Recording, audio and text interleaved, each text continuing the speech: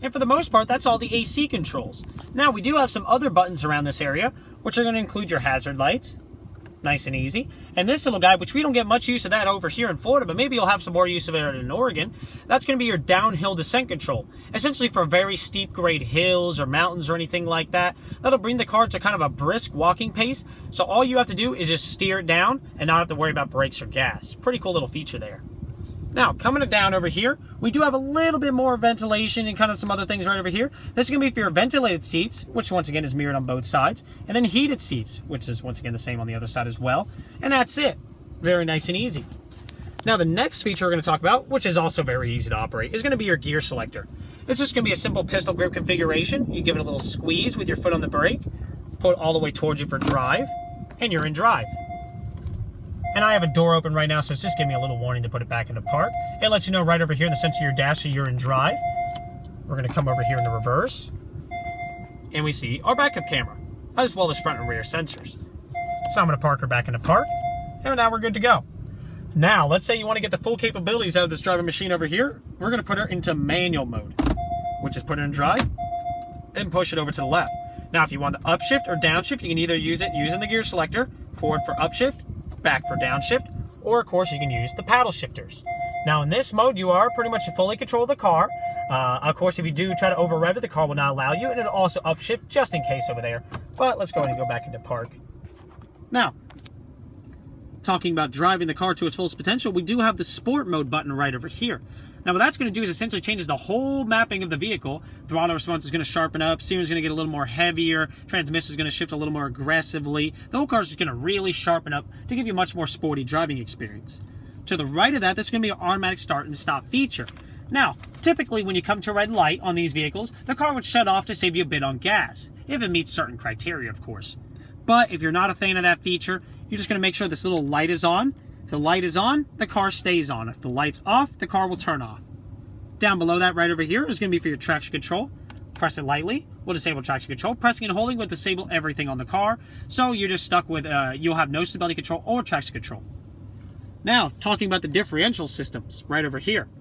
Now, this is essentially saying if you're going to the beach or you're going a little bit of maybe some sugar sand or anything like that, you would press this all the way up to go into off-road and hold it there until you see these little lights creep all the way up, and you press it back down once you get back on the road. And that's it.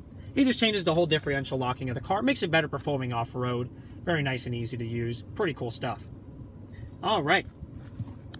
Now, we're going to talk about the infotainment system here in just a sec. But before we get into that, let's go ahead and look at the overhead console. Now, hopefully I can do this one before my arms get tired here. All right. Now, starting over here, let's see here. This is going to be for your reading light for the left side. Reading light for the right side. And of course, this one turns on the whole overhead light right over here. Nice and easy there. I think that freaked out the camera there. Now, let's say you're in a car wash and your park distance control, your beepers and sensors are freaking out saying there's stuff in front of you. If you want to disable that, there's a little button hidden right up here. You press that little guy and it would disable it. Nice and easy there. Now to control your sunscreen, which is going to be right over here, your moonroof controls. We're going to press it forward to close it, which is a great big one, so it's going to be a little bit before we see anything. If you want to retract back, you'd press it back as well. But to control the actual glass itself, we're going to use this guy. And there it goes. We're going to press it forward again to close it.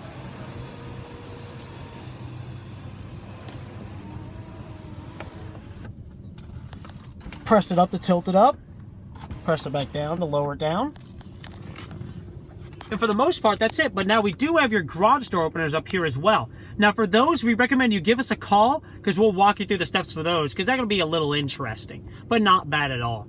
And it'd just be a little more, a little easier if we just do it right over the phone. So coming down from there, let's go ahead and talk about that infotainment system. The infotainment system on the car is incredibly easy to operate.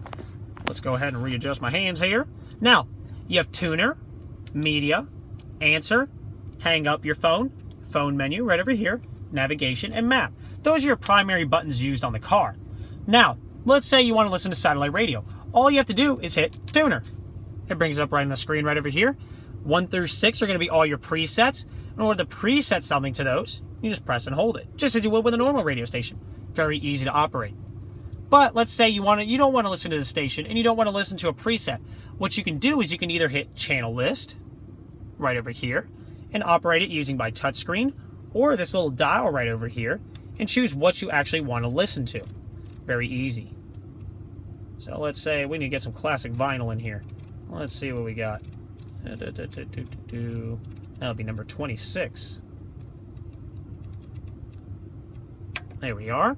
That's it. Now, since we're under here in the Porsche service bay, we don't have any signal in here. Now, if we want to change the source, what you're going to do is actually hit the source button. Very easy there. So if we want to go to FM, we hit FM. Oops, my apologies. We're just going to hit FM, and now we're on FM. And it operates just the same. If you want to go to station list, which will show you all the stations that are coming at the best reception. If not, you can also manually tune it in case you just want to listen to a station that's maybe not coming in so well. Over here, that'd be 96.7. And that's it. Simple as that. Now we're listening to 96.7, and we're good to go. Another way of changing a station is just using these little guys right over here. Next station, previous station, so on and so forth. Using this dial, we'll just adjust the volume. Very easy there. And that's pretty much it for radio.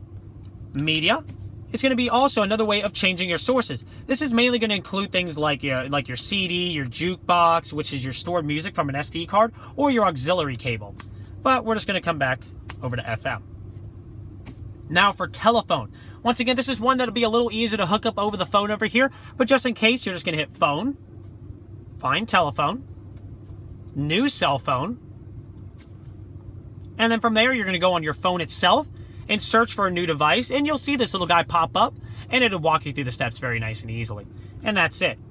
Now, once your phone is hooked up, you'd answer it and hang it up with these little buttons right over here, and that's it. Now, let's go ahead and talk about navigation. Now, when you hit map, of course, just as it says, it brings you to the map screen right over here. But let's say you want to enter in a destination. All you're going to do for that is hit navigation. Right now, we have a list empty. Let's go ahead and hit back. And we're going to hit enter an address. In this situation, I'm just going to go ahead and enter our dealership address just to make things nice and easy. So I'm going to enter street number, which our street is Southwest College Road. And you can see the system actually trying to predict me here. College Road. There it is. It already knows it's in Ocala, Florida. So all I have to do now is just enter the house number. Oops. I made a mistake, so I'm going to hit the little back button here. I hit OK. And now it hit Start Route Guidance. And now it's calculating with the traffic information in mind, of course. And now it's a whole 0.9 of a mile away here. Let's say if I want to cancel that navigation address, it's very easy as well. We're going to hit navigation again and hit Stop Route Guidance. And that's literally all there is to it. It's a very easy system to work. Let's go ahead and hit car. Car is essentially going to be a lot of your trip computers. Now we can see this just basic information right over here. It's a very nice little home screen to use as well. You're going to have a compass displayed over here on the left-hand side. The time, the date, the temperature outside. It's a nice and toasty one out here. The range that you have left in your gas tank. We hit this little arrow right over here, let you know your trip computer, which I have it all reset for you. Hit it one more time, and it would be the extended trip computer. Almost a trip B, if you would. And that's it. I'm going to hit info right over here. This would be a place to come to look up traffic messages. If you want to renew your Sirius XM services on the car and you need you need your radio ID or anything like that, it'll be all located right over here. Pretty nice stuff. And that's about it. And for the most part, that's it on the interior of the car. You also do have memory seats on the passenger side as well. And a cool little secret that they don't tell you very often with the Cayennes is you actually have dual sun visors. Now you have this little guy that folds down just as any other car would. You can, of course, grab it. There we go. Once again, hard to do with one hand. Flip it over here to the left-hand side. But then you also have another one right over here. So you can actually have protection from the left and still in front of you. Really cool little feature that they think of inside these cars. Last little details I want to go over are going to be located in the trunk. So I'm going to go ahead and pop that with our little button right over here. And head out to the back. Now, you do have your privacy screen back here, which is very easy to operate. You just grab it by the little handle. And you have little hooks right over here, which latch in. Now your privacy screen is active. We'll go ahead and retract that back. Now, of course, God forbid you get and you're stuck on the side of the road with a flat tire or anything like that. If you need to use your spare tire, it's going to be located right under here. You're going to lift this little guy up, and here's your spare. You also have a little jack right over here. Nice and easy to operate. Your wheel locks are relocated right over there, as well as a screwdriver. Very nice. Go ahead and close that up. We'll close up everything over here.